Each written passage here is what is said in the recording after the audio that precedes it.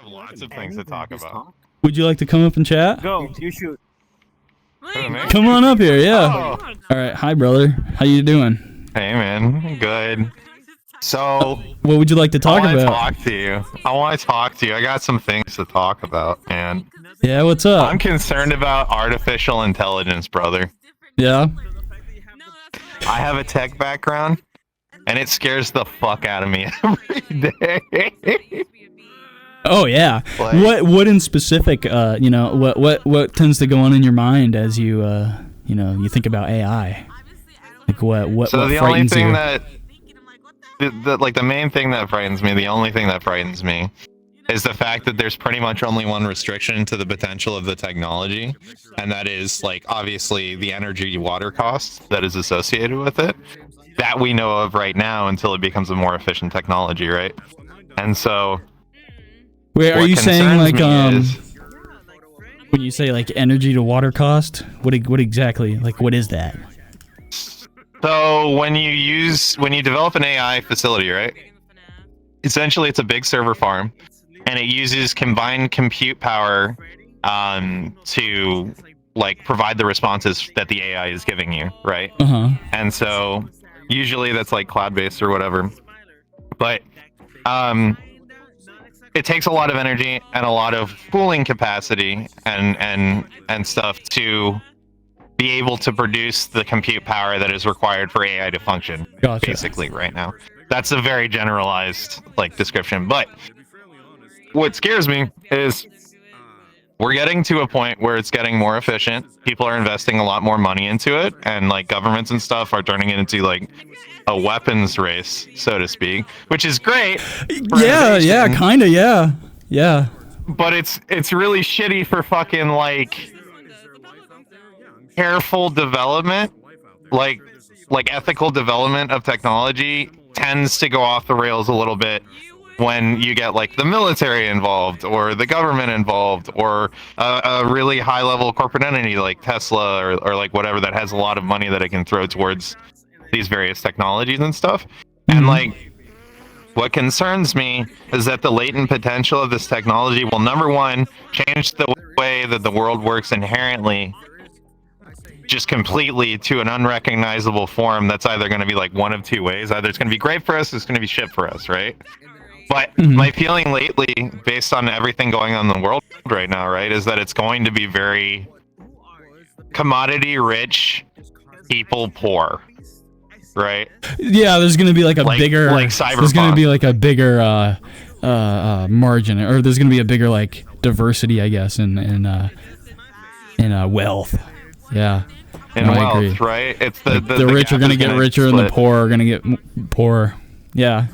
Right. And I come from a military background, so like a lot of the time I struggle with kind of bringing my personal values along with the stuff that I was trained and was instilled in me. And like, yeah, wait, if I can ask, you said you're in like the tech business, like what exactly do you do in tech? I work in IT. Okay. I'm an engineer that does some management from like hardware all the way to software. Gotcha. Okay. I'm gonna be very very vague, generalized about that. Yeah, no, that's fine. That's fine. This is the internet, obviously. Yeah, no. But yeah, man, like it scares me a little bit because like it's such a wonderful, miraculous technology that we've created. Like I remember when Siri for your iPhone came out, right? We were like, oh, yeah. How is this better than Microsoft Sam or whatever? That little parrot thing that was like a text bot that would take what you were saying through text message and then respond it like a little helper or whatever. Right. And then then we got to Siri, which was, hey, it's contributing to like functionality, right? So no longer do you have to pick up your phone to text somebody. No longer do you have to GPS coordinate by using anything besides your voice. Right. Your phone is capable and aware of you being able to use calendars and stuff. That's great. That's really great base functionality that doesn't hurt anybody. You know what doesn't follow that thought process right now and has been like evidence-based shown to be real bad when it gets free access to information? The current AI trend. Right. So like, and like there's the whole alignment problem, which is like based on the training data, how we're going to be able to make sure that AI is on our side for the rest of forever, right? Like robot laws, right? Like don't hurt people, don't, you know, cause harm to yourself, don't intentionally, you know, try and get around restrictions that have been put in place, right? The problem is that AI is like way more capable than humans are in theory, like in potentia, right? And so like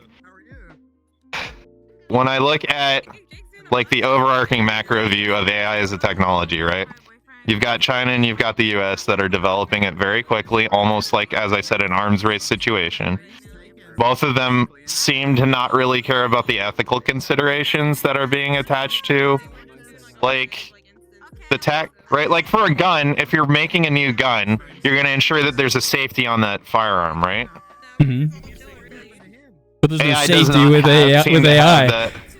There is, like, I mean, we do have ethical people that are working very hard to, there's like essentially two camps in the AI development space right now. The ones who are like, hey, this technology is the new nuclear weapon, please be fucking careful with it, let's make sure we get it right the first time so we don't extinguish ourselves. And then there's the ones who are like, China is gonna outfuck us hard and we have to do AI full speed, like Google's quantum computing shit. Did you see that they just announced this? I saw something about quantum computing or something. I'm not going to act like I know anything about what I'm talking about, but I saw something about Microsoft or something like with quantum computing. I don't remember exactly. Some NVIDIA chips and stuff, right? Like, yeah. So I want to ask you. Yeah, go ahead. You know, what do you think we can do? Like, I guess, yeah, what do you think we can do to like regulate this? That's a difficult question, right? Because obviously there has to be a balance between governmental regulation and populist regulation of things. And I live in America, right? So it's a democratic republic. We have all of these processes in place that are going on during a time of turmoil in the country, right? And so like I know what we should do, which is the same thing we did with NASA, which is like treat it as a science, not as a like a commodity. Like you would take an iPhone, you would sell that as an iPhone, right? If you had an industrial laser, right, that's capable of engraving metal, you wouldn't sell that to a 5-year-old. Right.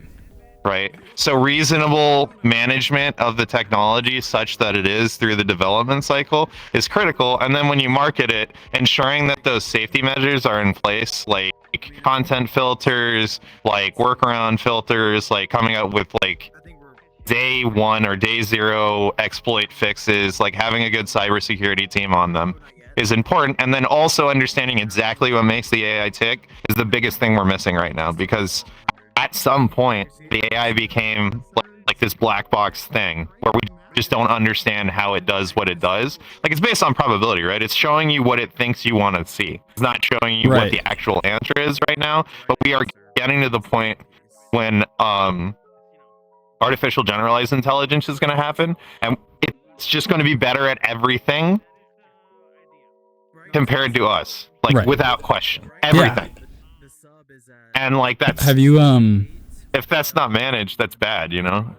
Have you seen the newest Mission Impossible movie? No. I should.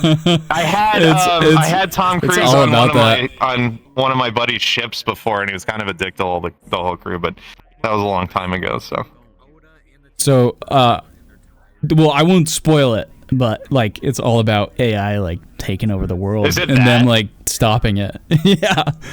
we gotta talk. We gotta turn off Skynet, bro. And it's weird because it makes me feel like Tom Cruise is doing some like Scientology undertones, because it's like it's trying to like, oh my god, the AI is trying to like get in your head. It's trying to tell you what's real and what's not. Here, dude, so you'll be safe in the Scientology bunkers. Yeah, like fucking that shit is weird, man. And I mean, I get it. Like, you know, actors are gonna do their own kind of like emotive like implementation in a role. But also, like, I don't know, man. That seems like a lot. Like, we did Gen 5 fighters or Gen 6 fighters or whatever the fuck it was in Maverick. I was like, oh, that's cool, because it's like, nobody knows what the actual capabilities of the fighter jets are right now, right? That's cool. They're just, you know, a thought. But having Tom Cruise fix AI, man. I wish we could do that for real. I would just be like, Tom Cruise, here's $6 million. Yeah. Go fix AI. You did it in the movies. Like, that would be great. Oh my god. So maybe you can do it for real. Like, if I learned anything, what is that movie? Galaxy Quest? Or whatever, where they have the actors on like a Star Trek-esque. Anyway, there's something where they have actors in an environment where there should be like competent technical professionals.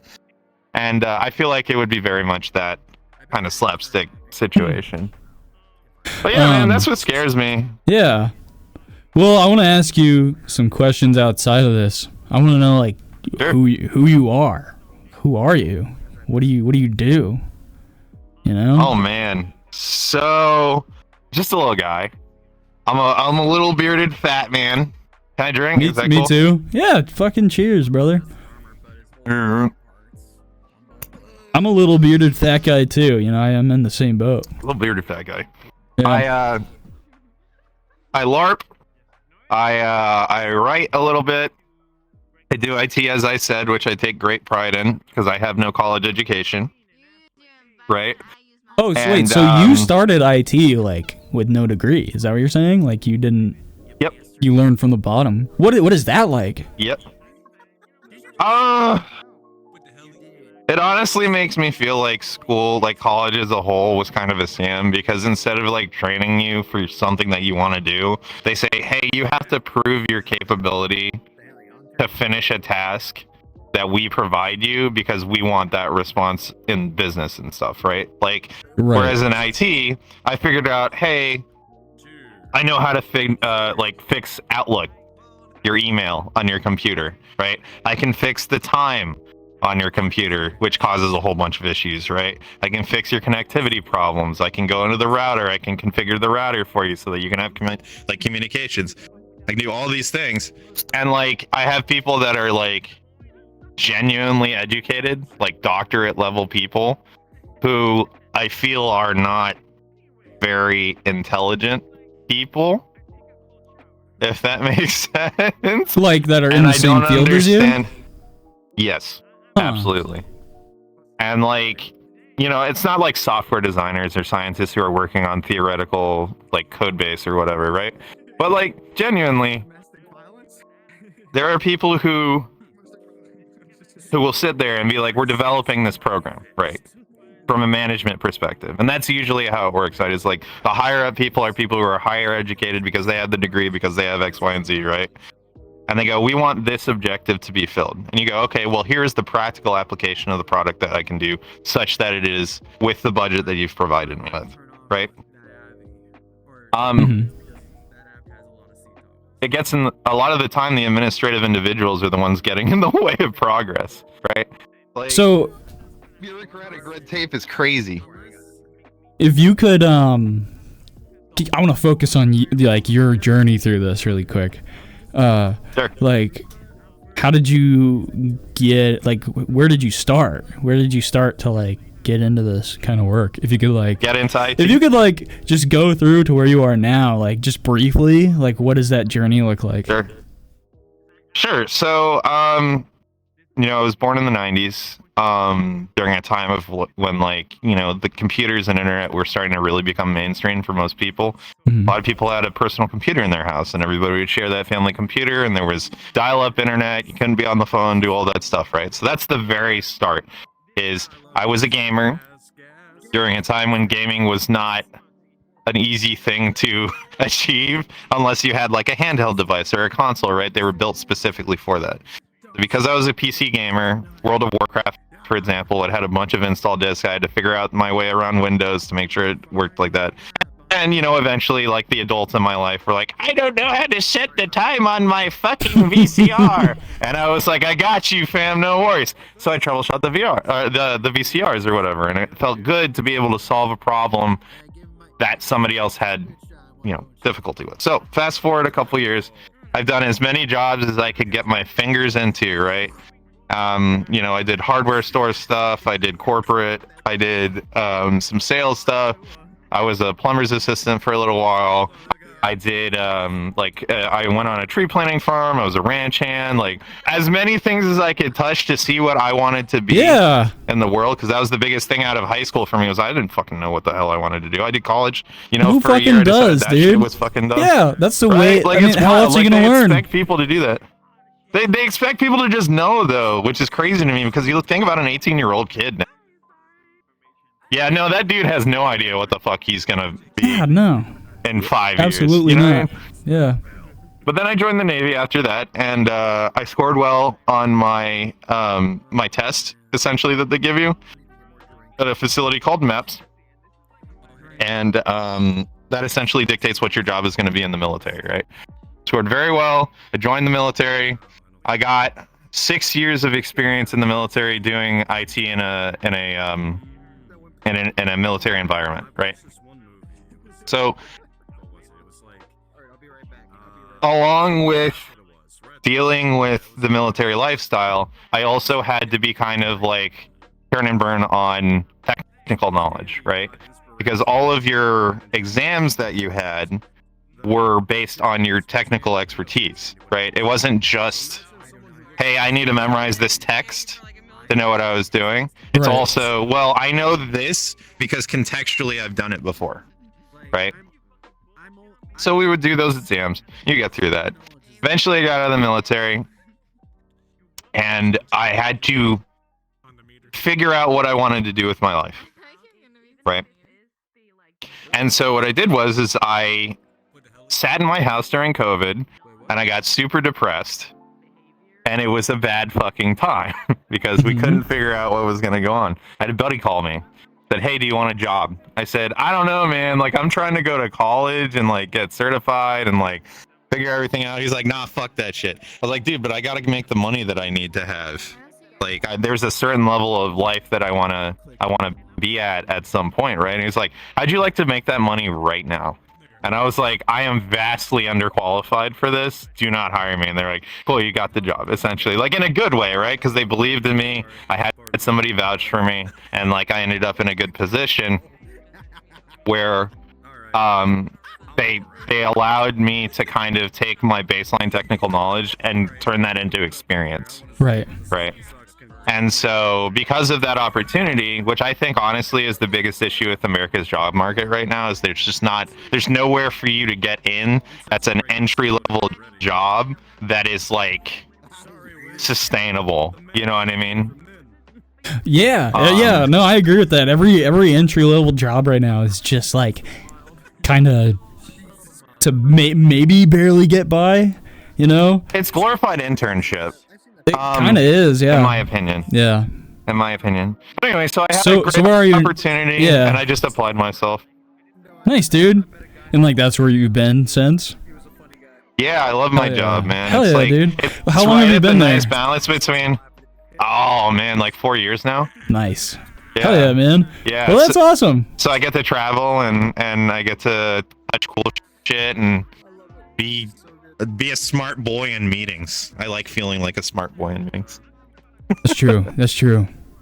What? You pointed at me and laughed. Did I do something funny? No, it's good. I'm just. These are my gestures. I make. Gestures. Oh. But No, anyway, you're good. No, I'm excited about it, man. I'm excited about it, and I wish more people had the experience that I did. I mean, I don't think that you should have to waste $200,000 of debt to have a baseline capable job. Like, it's just simply not required. If you're dedicated enough and you study the system enough, any system, right? Like, you really only need about an hour, like a year's worth of training, with the exception of like law or a doctorate or something that requires you to really know the nitty gritty of stuff. Like, you can be a technical subject matter expert in almost no time at all, as long as you apply yourself correctly. Yeah, and you're given the opportunity. Yeah, hell yeah. Well, hey, thank you for sharing your insight, brother. It's good chatting with you, man. It's good chatting with you. Yeah. Is there anything you'd like to say to the 2.5 people that are either watching right now or lurking. Hello, 2.5 people. I have fur on my head. Or to the 2.5 people that'll watch this podcast or listen to this podcast at a later date. What would you like to say to these people? The best part of that is though that we both become immortal by that being placed on the internet. So to eternal life, my friends. Enjoy. To eternal life. Thanks for listening to me. Thanks for listening to me. Hell yeah, dude. Did you want to chat? Yeah, fuck yeah. Come on up here. How are you, brother? I'm doing pretty good. I can't complain too much. Was there anything you wanted to talk about? I know you said you were pretty interested in some of my DJing stuff whenever you came out to one of my events.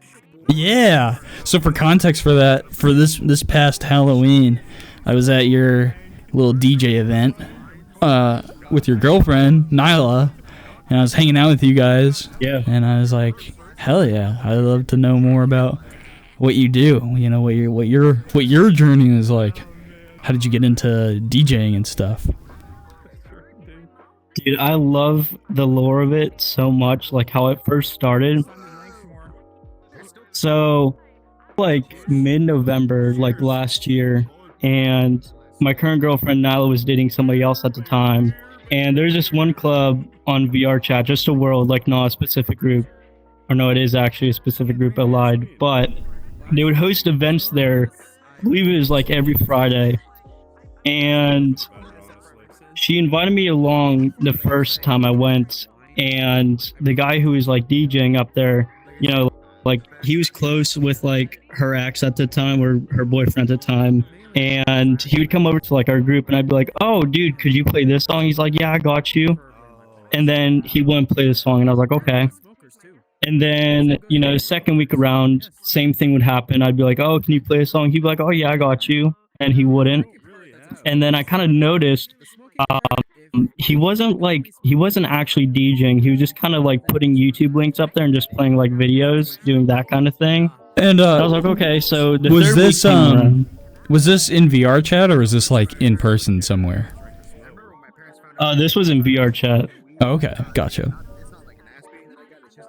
Yeah, so the third week came around and the same thing happened, and I was like, man, this sucks. So Saturday night came after that, like after he didn't put my song request in or whatever. I was talking to Nyla and a couple of my friends about it, and I was like, what if I just do like my own little DJ thing like next weekend instead? And you know, they're like, all right, you know, we could do that.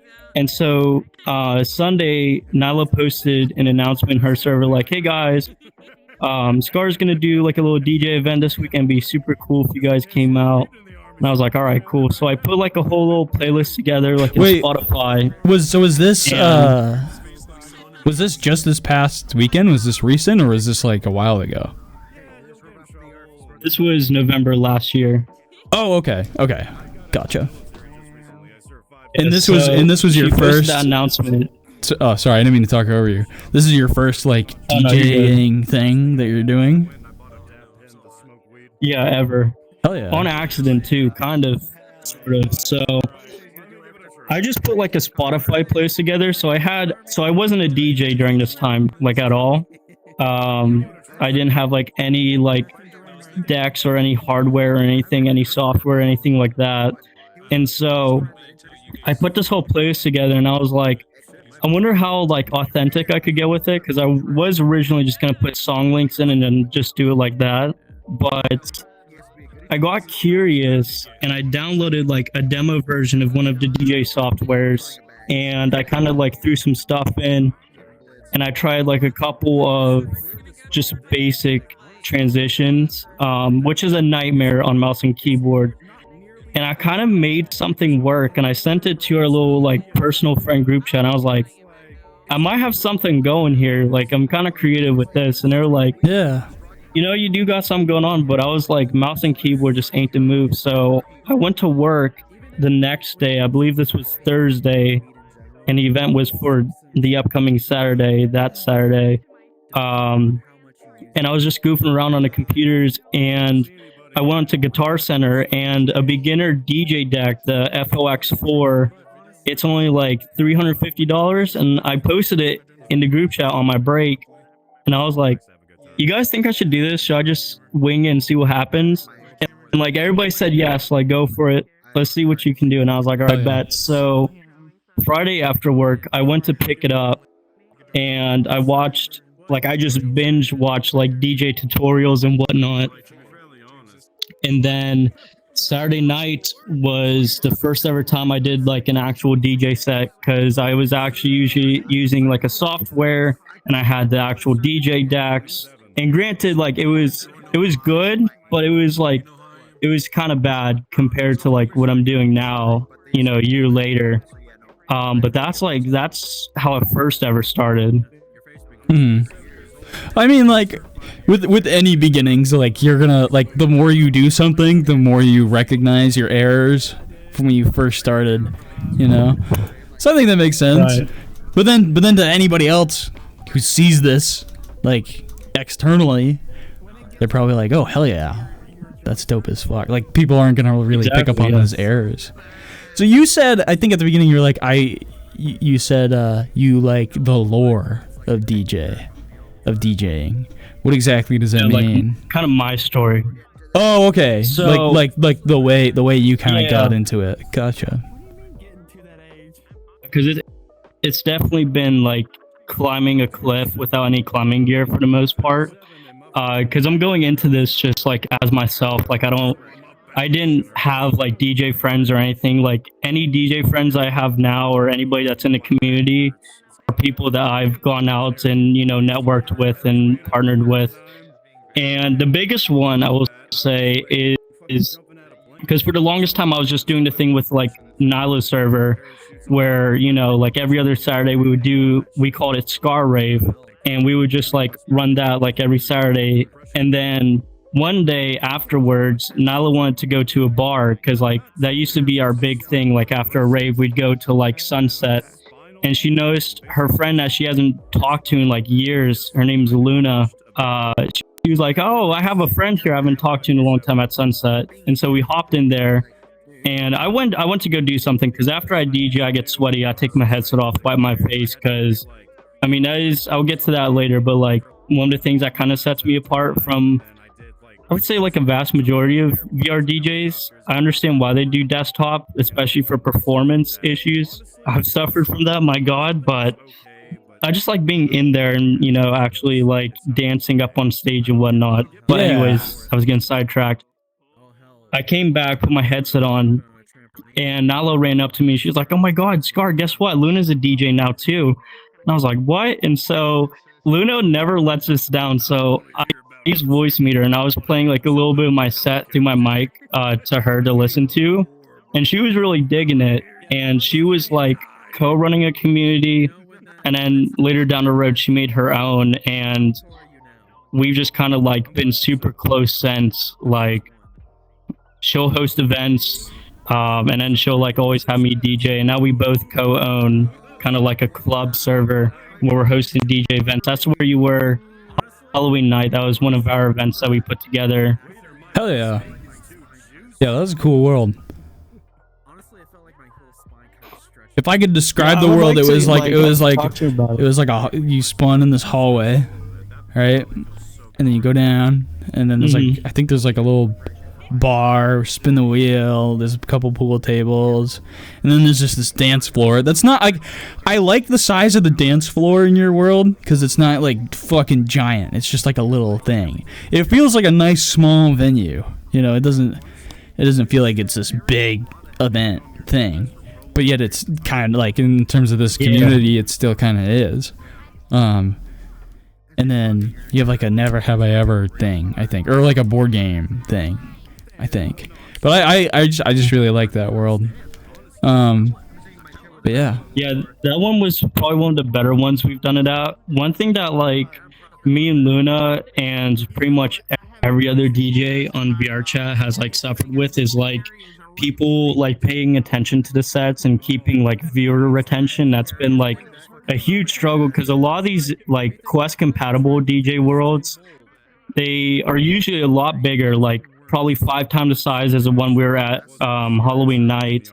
and they just it's kind of like this world here where you just have games literally everywhere in like separate rooms from like the dance floor. But if you look at the more like PC only DJ worlds, they're more like tight and they're super compact, and it's usually more of like what you would see in real life, kind of like an abandoned warehouse vibe, or like an underground like small venue.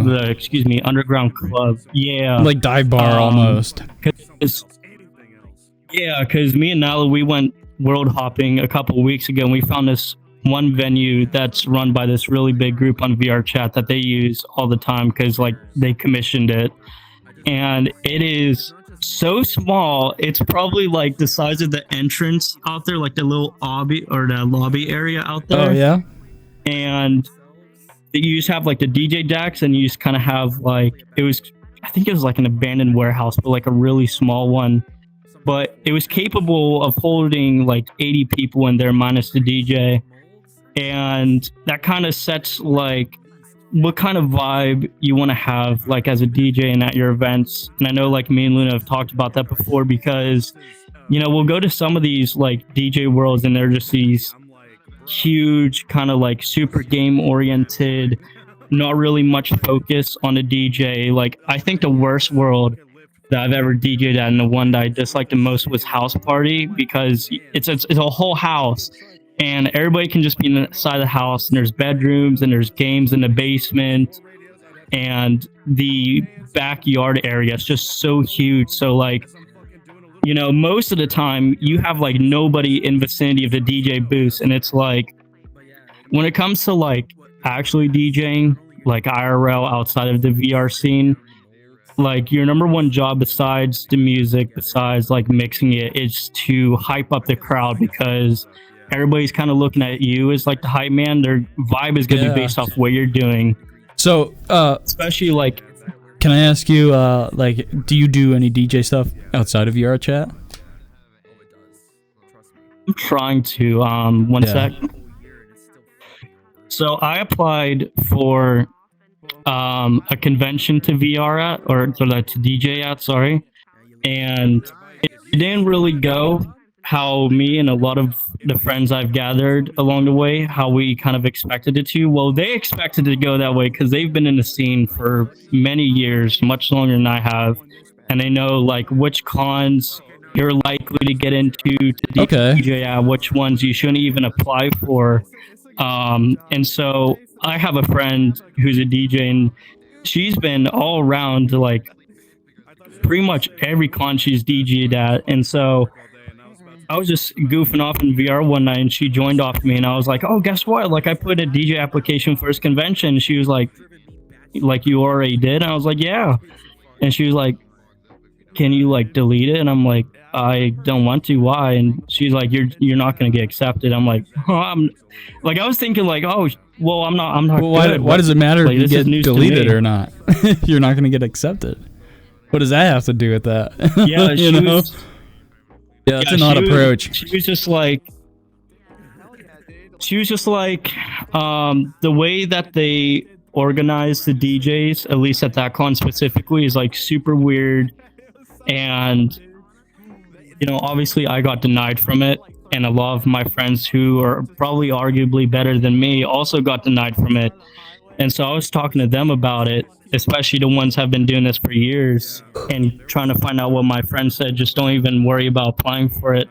And some of the controversies that I've heard is like they already have DJs selected before they open application, so it's kind of illusion of an application to begin with, or that they kind of already have a feel of who they want to DJ, to just wait for them to put the applications in, or something else. The one thing that I kind of took note to, just like literally last night, because it like hit me, is I reached out to one of my DJ friends, and he said that the entirety of Saturday night was booked with like the judges, or like the panel, or the team, or whatever you might call them. So when you're filling out like this DJ application, like you're putting in your media kit, you're putting in what software, what hardware you're using, if you have the right cables to bring to the convention with you.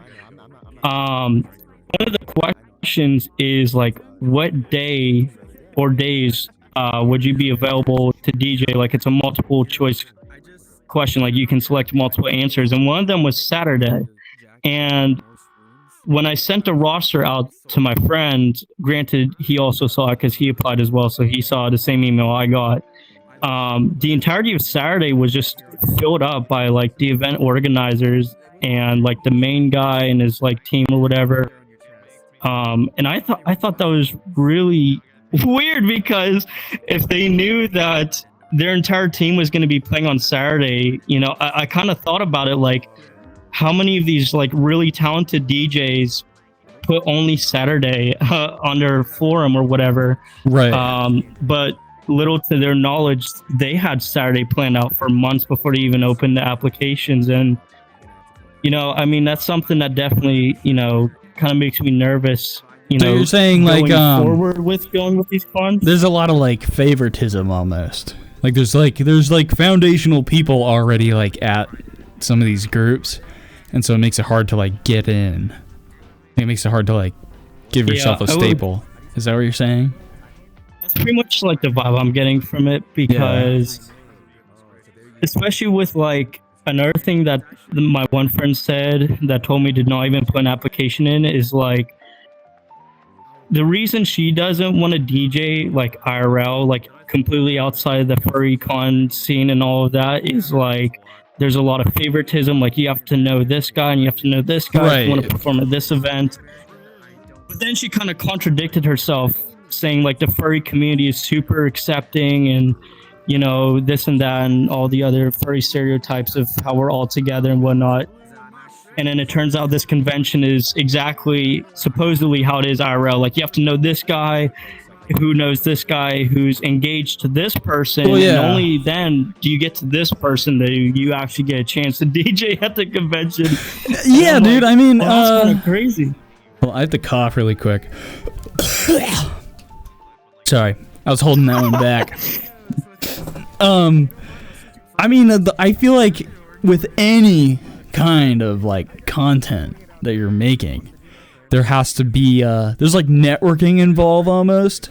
There's networking, and then there's your niche. It's like, what's different about you, right? What stands you out? And I think, and then the other, then like another key factor is like your persistency. Like, all of these people are scheduling for Saturday or whatever, right? For different things. You should schedule for fucking Monday or Wednesday, you know, when people aren't really gonna want to. Like, you gotta start small, because if you immediately jump to like the big thing and you're like, I'm gonna jump right into the spot where everyone is, then like, what are your chances of getting accepted into some venue, you know? Yeah, that's kind of what I was expecting, given like kind of my followings. It's still small. Granted, my style is vastly different than a lot of what you'll typically see at like just VR or IRL con DJs. And I showed you that on the Halloween event.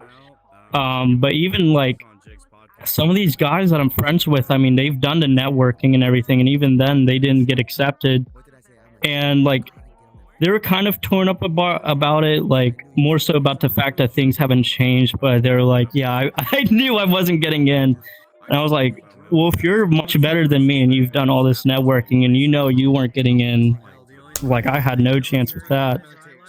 And I mean, like, again, that super sucks.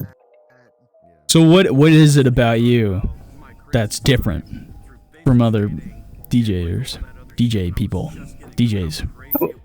There we go. I figured it out. So I'll compare it to like what you would see at like a furry con versus some of these like rave nights, and I'll also speak on my DJ partner. I mentioned her before, Luna's behalf on this. Like, I do dubstep, she does drum and bass, but the way we do it, I would say it's a lot more hardcore than what you would typically see. A lot of people play it safe.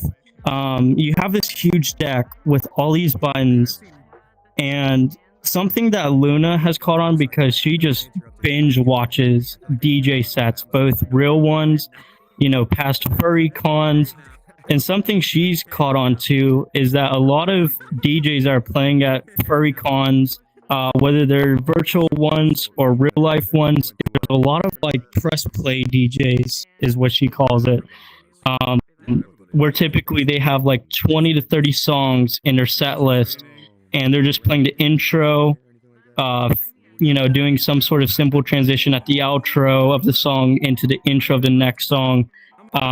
Whereas, more in her skill with drum and bass, you're layering like songs on top of each other. So you have like 2, 3, sometimes 4 songs all going all at once. And what makes, DJs like her and another one of my DJ friends, Green Elixir, he's much more successful than we are right now, being signed with a label and all that.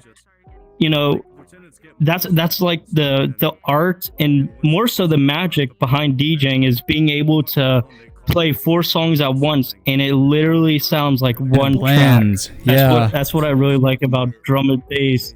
And then for me with the dubstep, I'm doing things that you would see at festivals like Lost Lands or Crank That Set or Ray Volpe set, where they're using like loops and they're tightening and or hitting with that backspin or bringing something else in, and they're just using all these effects. Like not a single knob, not a single button is being untouched during that set. Whereas like there's a plentiful amount of DJs who are doing dubstep just like I am, but they're not going to those kinds of lengths. I'm going out here and I'm making mistakes live. I just did it last night. I made a couple of mistakes, but again, the magic with that is recovering from your mistakes so that most importantly, the people don't notice, but so the event organizers don't notice either. Like, oh, he forgot to set his BPM back, or he forgot to do this. It's kind of our job to make sure they don't notice that kind of stuff when we do. So I will say this, my biggest gripe with furry cons is that this could be really controversial. That's all right. They label them as raves. And from what I've watched and it's not every furry convention, but from what I've watched from specific ones, from what I've seen in person, I've been to a con or two. Some of these sets, and it's no disrespect to the DJs, because there's a time and a place for every single kind of music as well, but it doesn't feel like a rave overall. Like I'm talking like event wide. Like it's one thing, right?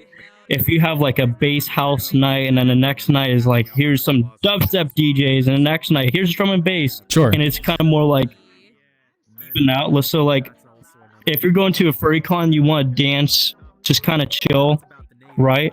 You have Friday night is bass house night and whatnot. And then if you see the word rave and you're thinking Tomorrowland or Lost Lands and you want to be like sweaty, you want to be headbanging, you want to have the hydro pack on, you're thinking like, heavy drum and bass, like dubstep DJs that are kind of in the realms doing things like Crank That and Ray Volpe are doing, kind of like what me and a couple of my friends do, because I'm friends with a couple of dubstep DJs who also follow kind of the same style that I do. That's kind of like what I think of whenever I hear rave. I think of like, really risky transitions and just like, like using like the like transitions, really getting in going crazy. Okay. Yeah, instead of being like more mellow out, kind of like, I kind of compared it to like a high school after party prom night. You know what I mean? Like you'll be up there, you'll be dancing. It's just gonna be more like mid-tempo kind of music, like 120, 130 BPM.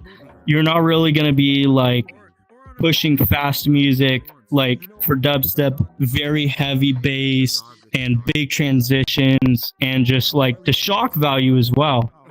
That's another thing that I expect whenever I hear the raves, because biggest thing, right? Well, can I they also like I want to bring this back to you, all right? Because we're getting broad right now. I'm here to talk about you right now, and like what your goals are. I want to know Like, where do you want to see yourself as you progress in this?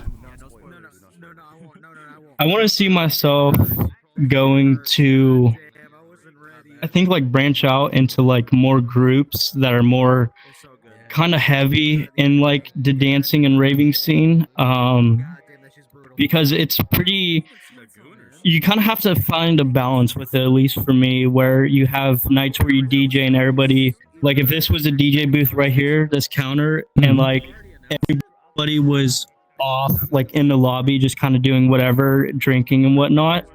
You know, balancing that with like nights where, you know, you see we have people up at a counter right here, like people that are supporting the DJs, and there's groups for that. They're a nightmare to get in for sure. My God. But I'm working with a couple of clubs to try to get some stuff scheduled. It's just also like really get your hard, foot in the door. like with my schedule right now.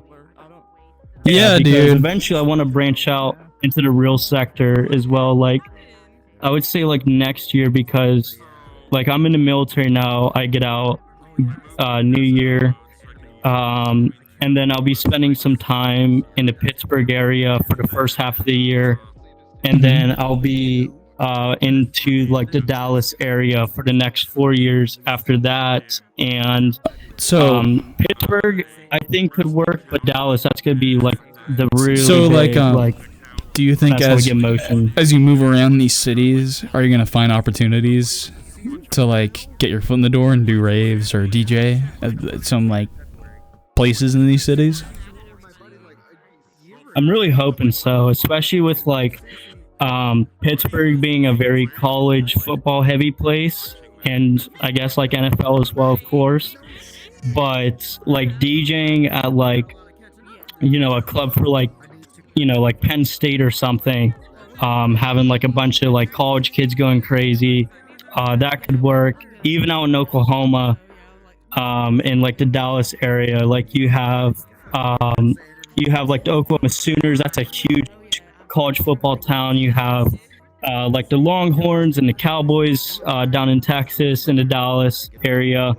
So I think there's a very good opportunity for me to get my foot in the door once I can start doing more stuff like in person when my work schedule isn't so much of a nightmare. Oh yeah, for sure. Yeah, I mean, yeah, it all comes down to like your networking, right? It all comes down to like who are the people I can talk to and like what's possible. Right. And part of that too, like I feel like, you know, as you approach some of these venues to reach out to them, you know, now it becomes who's the guy I gotta talk to, right? Because you don't want to just like I don't know, I'm not even gonna begin to claim that I know how that process works, right? You have to like be your own manager almost. Yeah, for the beginning parts of it, for sure. Yeah. Do you think it can be hard? I want to keep this like question short, but like, is there anything around you right now that you can go to? I would say probably no. A lot of these clubs schedule out like months in advance, and gotcha, okay. Like I said, I'm leaving this area very soon. Even then, work schedule, it's pretty hard. Yeah, that makes sense. With VR stuff, they're like, "Hey, can you play this Friday?" Nope, I work this weekend. They're like, "What about next Friday? Work that weekend too." Right. It's really bad right now. Yeah, man. Well, no, I mean, you got a nice sound. You know, I like what you do. You know, and keep this as a hobby for as long as you can, you know, before it's like, oh, I gotta fucking work on this thing, you know? Yeah, dude. But yeah, man, thank you for chatting with me, brother. Yeah, I really wish you the best on this, dude. Is there? Oh god, I lagged as I turned this way. Is there any way like anyone listening to this podcast could connect with you, or like is there any media that people can follow you on? Yeah, I've got my SoundCloud. It's Scar and Sync. If you look Got my Discord. I didn't change it over yet because I'm lazy. It's Zalor31. I have like How do you my spell link that? tree and everything in there. ZALOR31. Gotcha. That's where I got like my link tree posted. Also TikTok as well. I think I have my link tree posted in there. But I have like my SoundCloud, my Twitch, my Discord server where I post like all my updates, like what I'm working on, what I'm gonna be playing. Gotcha. Hell yeah, dude. Well, thank you for talking to me, brother. To really end it off, is there any final words you have for anyone listening to this that you'd like to say? Yeah, so like if you find like an interest or something that you want to like, give it a shot at, and you find out that you might not be the best at it at first, but you could definitely go places with it, like full send. There's been like a lot of times where I've almost straight up quit DJing just because of, availabilities and just how like VR, landscape can be with, like I said, everybody off in the corner. But like, I think if you have like a passion you want to pursue, I think you should absolutely pursue it. Oh yeah, brother. All right, man. Well, thank you for talking to a random guy who's afraid of the name Jake. That's so fair. Of course. Well, hey, you have a good night, dude. Thank you, you too. How are you doing today? I'm good, man. How are you? I've been vibing here and there. I just been bouncing back and forth from like my headset and going on either my Xbox or my PlayStation. When you're bouncing back from your Xbox, your PlayStation, and your VR, what are you doing? I'm just going back and forth, really. Okay. Seems like I just can't seem to make up my mind whenever I want to stay on one thing or stay on the other, Yeah, there's like an impulsivity, and there's an impulsiveness, right? To like figuring out what like video game to play or whatever. No, I totally get that. Yeah. It's overwhelming. Yeah. You get like a decision paralysis. Yeah, that makes sense. Although recently, just for the hell of it, and I've already done this before, but I went back and replayed the 2018 and the 2022 God of War. Oh, okay. Because I love those games with a passion. Hell yeah. Hell yeah. Yeah. Preferably Christopher Judge playing as Kratos. Long live Teal'c. I've never played God of War. You've never played God I've been of meaning War? to. I've been meaning to, but that will come any time and a place. I want to ask you. Well, most people will tell you. Well, most people will probably tell you to play the original games first, but if you feel like it, and it's your decision, just go and play the latest ones they currently have already. Mm-hmm. Mm-hmm. Yep. Like the original games are surrounded by like Greek mythology, where the recent games are surrounded by Norse mythology. I want to ask you, who are you? What do you do? What is your being? My name is Taimah, or my full name is Taimah Bolt Dragonstorm. That's crazy. But it's not necessarily like my real name, but it's more of like a nickname that I've given myself. Okay. And the nickname itself is actually a part of a character that I created, like my own character. So you have a character named Taimah Bolt Dragonstorm, which is basically me in general. It's like the personalization of you. Yes. Okay. Yep. But he also goes by another name. His guardian name. His guardian name is Thunderlock, the guardian of the sky and wind. Dude, that's way more badass than Thunderbolt Dragonstorm. I mean, I think that's pretty cool too. But fucking yeah, you should just be like, they call me Thunderlock, dude. Yeah, like strangely enough, the name Taimah translates from Native American as Pearl of Thunder. Okay. Are you Yeah. Native American? I do have Native American traits in my DNA. I found out from my father a while ago. Gotcha. Because originally, he didn't know at first if we had Native American in our blood. But then after a while, he did some like DNA testing and whatnot, and he actually found out we actually do have Native American blood. Huh. Although the knowledge he has is limited. Gotcha. Interesting. Yeah. So, sadly. So what is your life like? Like, what do you do? You know, what do you do for work? Oh man. How do you live? Well, I've been trying to find work since April, and I haven't had much luck. Because when I was working at my first job, working for Dominos, they kind of screwed me over. How did Dominos screw you over? Well, I asked for help. Like, say, I didn't have money for gas and I wasn't getting paid enough. I literally reached out and asked for help. But, okay, this is where it gets crazy. We're all of the employees, including the GMs, we are all on a group chat on Facebook so that we can keep in contact with one another. Literally, one of the GMs literally said to me, into my face on a chat, "It is your job and responsibility to make sure you have money for gas." And I'm like, if it's my responsibility, then why am I broke half the time when I'm not even getting paid at all? What was, I get this is a sensitive subject, but like, what were you getting paid? Yeah.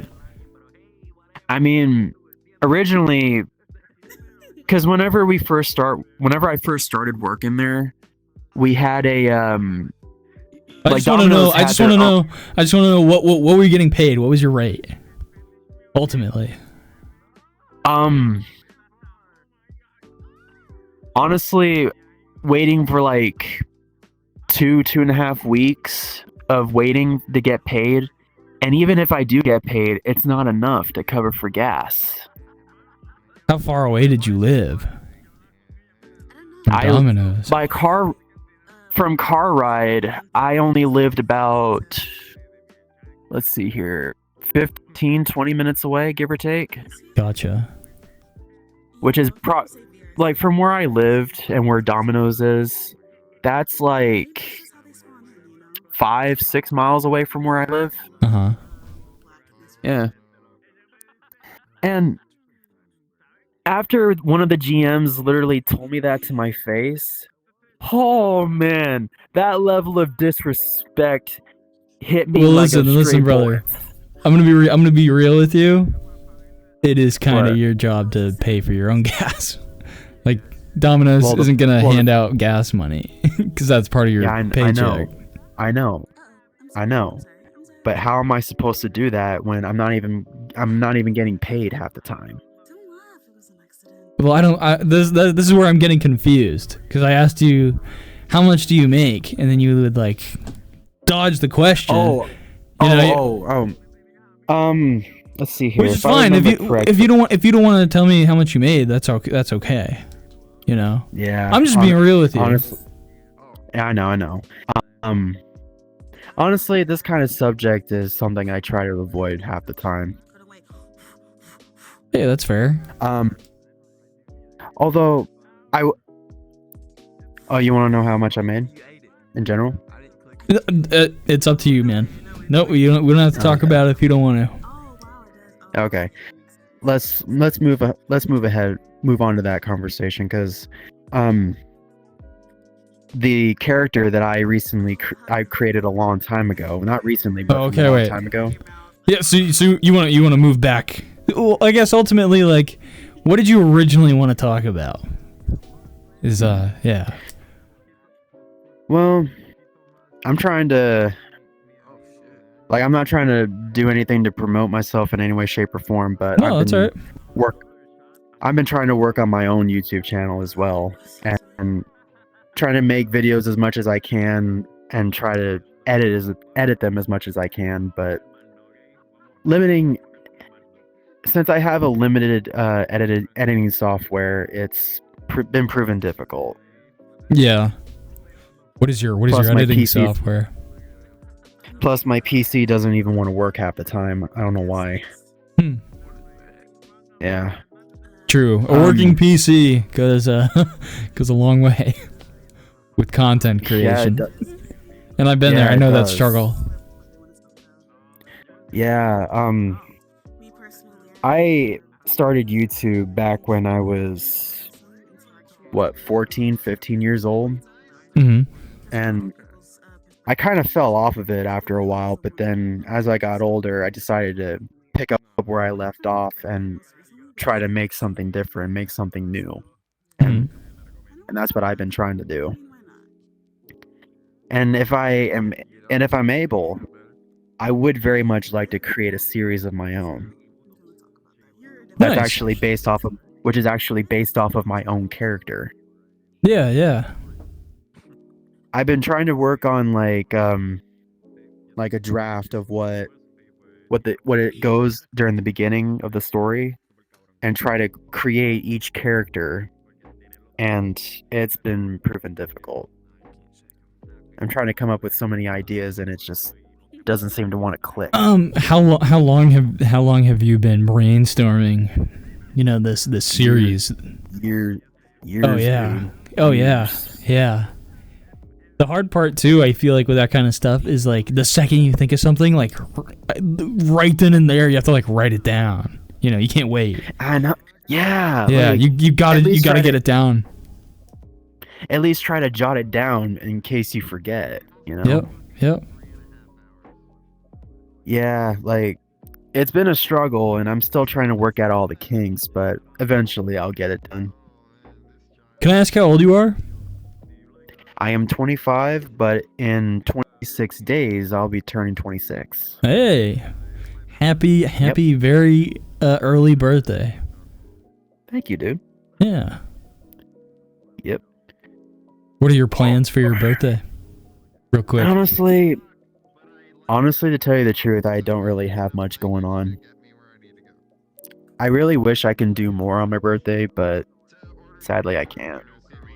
Hey, that's all right. Yeah. I mean, eventually, if I'm able to... Because here's the thing, right? Here's what? the thing, right? Is just because you don't celebrate your birthday just because you don't actually do anything on your birthday doesn't mean that you can't make time another day to celebrate it. Yeah, that's true. You can always gather something like right around the time and be like, it might not be your birthday anymore, but like be like, oh, my birthday just passed. Let's go get chicken tenders and go bowling, or something. You know what I mean?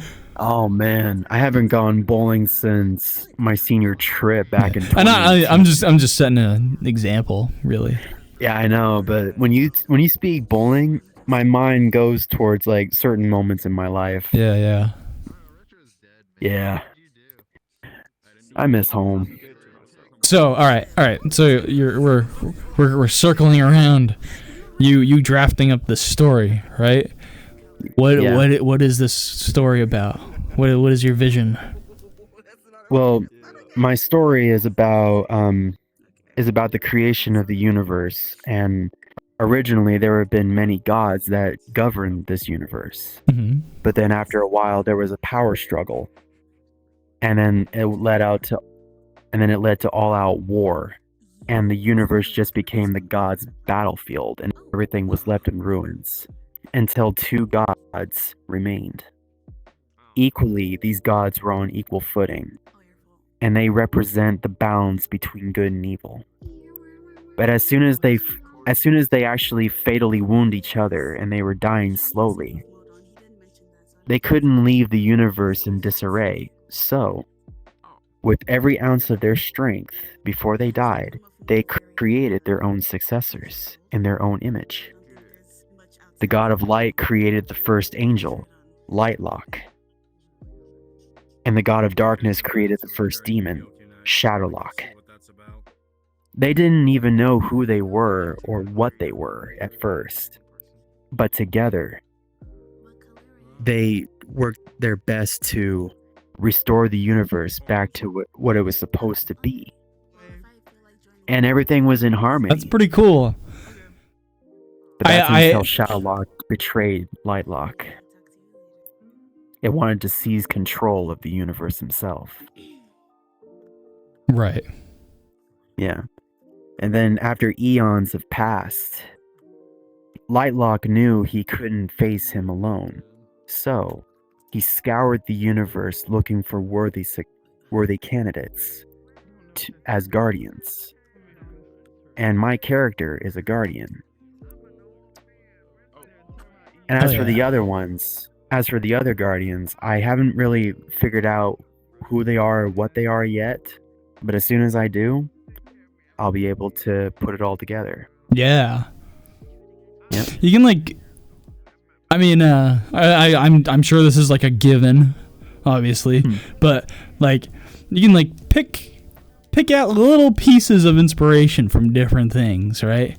And like, all right, I'm character A is like this personality, you know, and you're like, all right, like here's some things I like from other shows or books, you know, or whatever that fit that. That's what I'm attempting to do. Character B, you know, and stuff like that. Yeah, but that takes years, dude. Yeah, no, you can never ever rush. You can never rush. No. These kinds of things. Like my character now.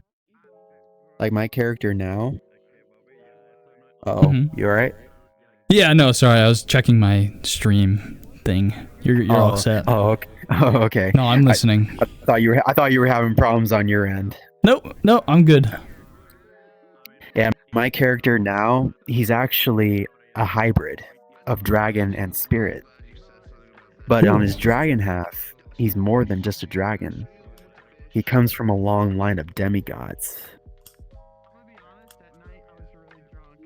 Which is impressive, actually. Yeah, he's powerful. Is it like first? Right. It's like you don't recognize a character that doesn't like know about their origin almost? Yeah. Well, my character's origin was I've already written it out. I still got to work out what abilities he has, what other traits he got, everything. I'm still working it all out. Right. Okay. Yeah. Gotcha, man. Yeah. This whole thing has been taking me years of planning, and I'm trying to look into different sources of how it all fit into my story. But it's still taking a while. Yeah, dude. Yeah, I'm sure. Mm-hmm. It's one of those things you can't rush it, but yet you still have to like be persistent, you know, and figure it out. Yeah.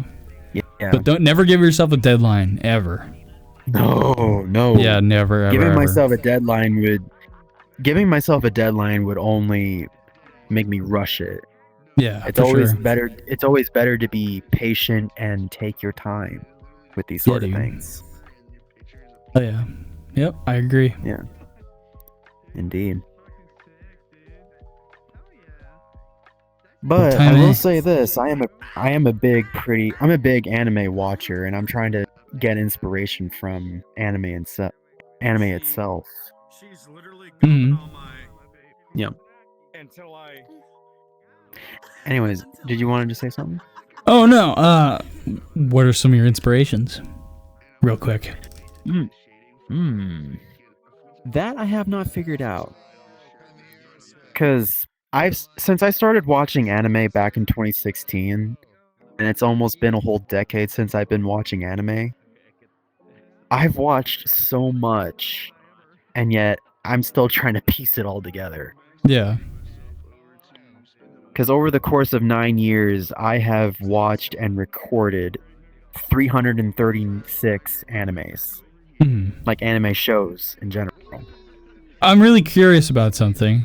I don't want you to think this is me like digging on you, right? what do you do outside of VRChat? Like, what do you do out in the world? Honestly, whenever I'm not on VRChat, I'm usually creating my story or playing some other games.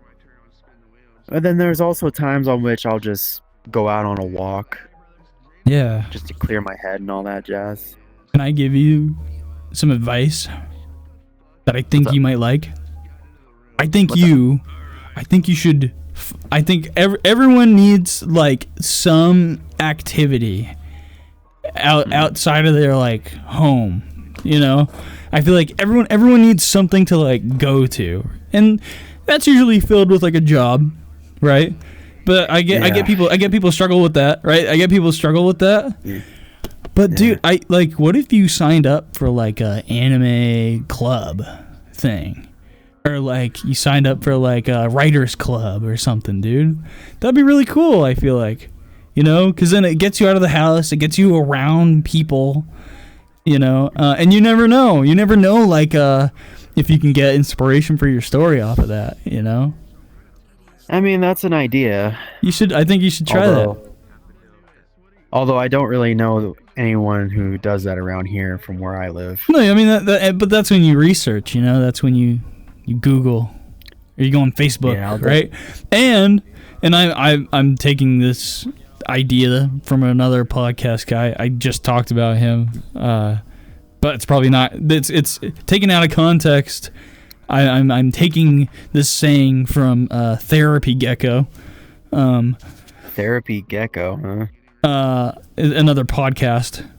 But like, if there's not clubs around you, then start one and be like, hey, I'm gonna do this anime club and we're gonna watch this anime, right, at this like recreational building or something, you know. Yeah, I get that.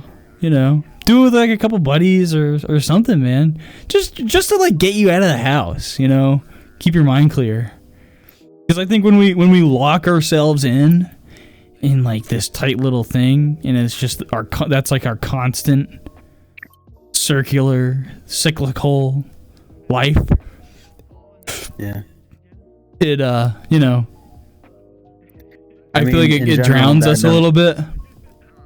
But like, in truth, that never really drowns me. No? That's good. No. I mean, I've learned to overcome certain obstacles in my life, but when it comes to like being isolated, that just doesn't bother me one bit. Yeah, would you rather spend your time just like in your own peace? As much as I can, yeah. I like that. Yeah. But eventually, yeah, there's got to be a time where like you got to go and do something. Yeah, like I got to get up and actually do something besides being huddled up in one place, you know? Yeah, man. Yeah. I really think you should give it a shot. Even just to go for like one day, you know, see if there's an anime thing around. Because you never know, dude. I'll definitely take that into consideration. Like, I will. But right now, my main focus, as of right now, is trying to find work. Oh, yeah, for sure. Yeah. Yep. Yeah. Yeah, man. I totally get it. Yeah. Like, that's pretty much my first and only goal right now. Yeah. Before I do anything else. Yeah, dude. Because, in my experience, it's better to just plan one thing at a time and not rush it half-assed, you know? Right.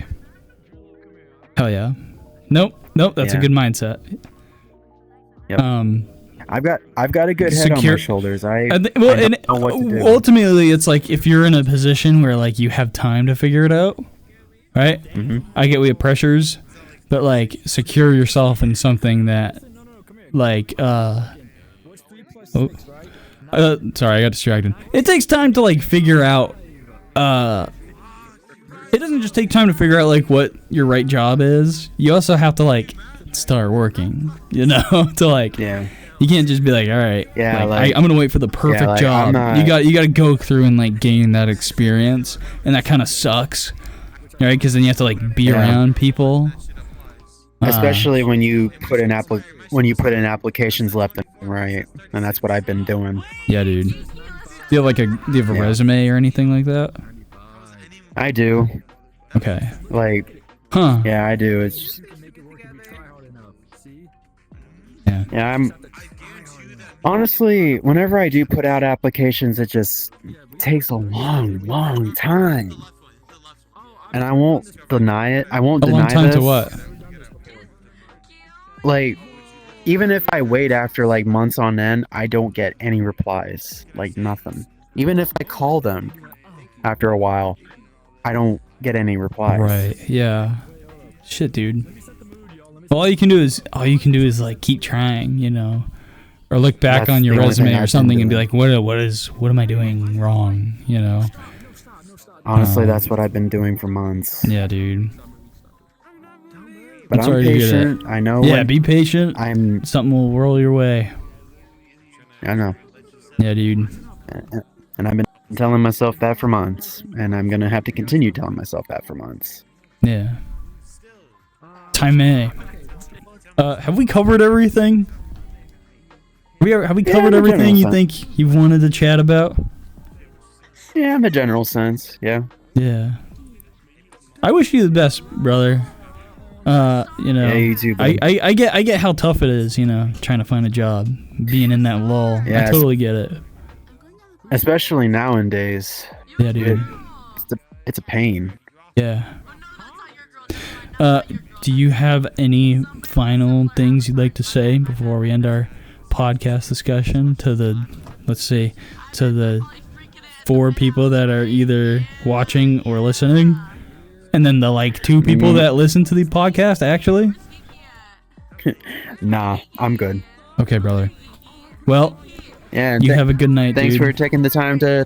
Yeah, thanks for taking the time to talk with me, man. Absolutely, dude. Hey, you take it easy. Yeah, you too. All right, brother. I'll see you around.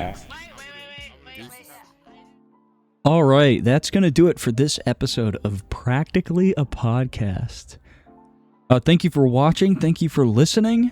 I do podcast nights every Thursday night at 9:30 p.m. Eastern Standard Time. You can join the Practically a Podcast VRChat group by typing in the code at PRCPOD.3644 in the VRChat group search bar, or type in Practically a Podcast. I think that works too. You can follow me on my socials, Instagram at JakePhobia, and TikTok and YouTube at JakePhobiaGuy. All right. Okay, bye.